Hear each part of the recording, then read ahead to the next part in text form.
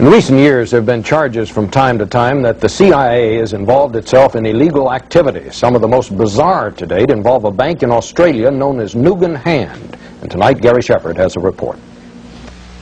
When the Nugan Hand Bank of Sydney, Australia collapsed in 1980, it appeared at first glance to be just another bank failure.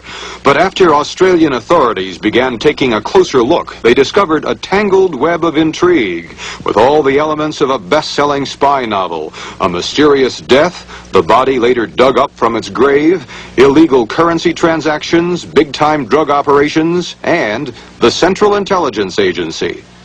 We were to become the paymasters for the CIA around the world.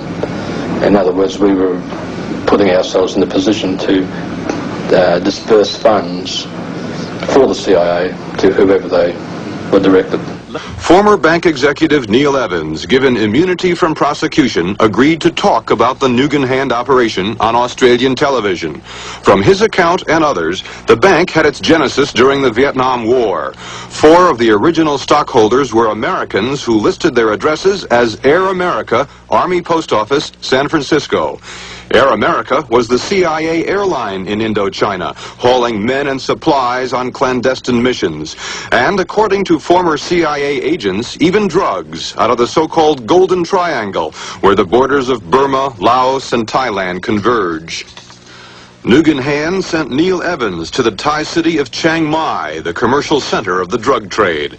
He claims the CIA made millions and used the money to finance some of its secret projects.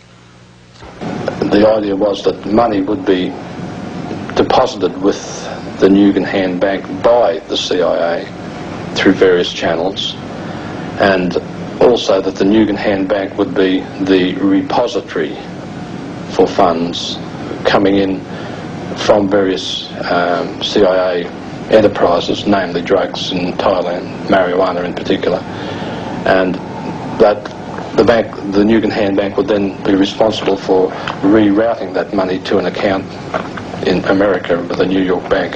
Nugan Hand was not your ordinary bank. There were secret numbered accounts, and hardly any of its top people were bankers.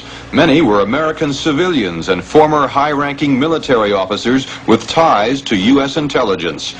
When they found the body of Australian businessman Frank Nugan, the bank's chairman, shot to death a few months before the bank went under, they discovered in his pocket the business card of this man, William Colby, former director of the CIA. Nugan's partner was Michael Hand, an American Green Beret who served 2 tours in Vietnam, one of them for the Central Intelligence Agency. He disappeared a short while after the bank collapsed and is now believed to be dead. Australian newspapers reported a connection between Nugan Hand and the U.S. Navy's super-secret intelligence unit known as Task Force 157. Among its top agents, CIA man Edwin Wilson, now under indictment for selling arms and explosives to Libyan dictator Muammar Gaddafi. And a man named Patry Loomis has also been implicated. He was the apparent CIA Nugan Hand go-between. It was Loomis who helped Wilson recruit a team of Green Berets to train terrorists in Libya.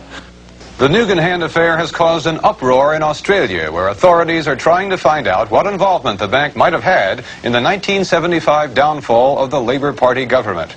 Meanwhile, investigators on 3 continents are attempting to trace $50 million missing from the accounts of depositors, including many Americans.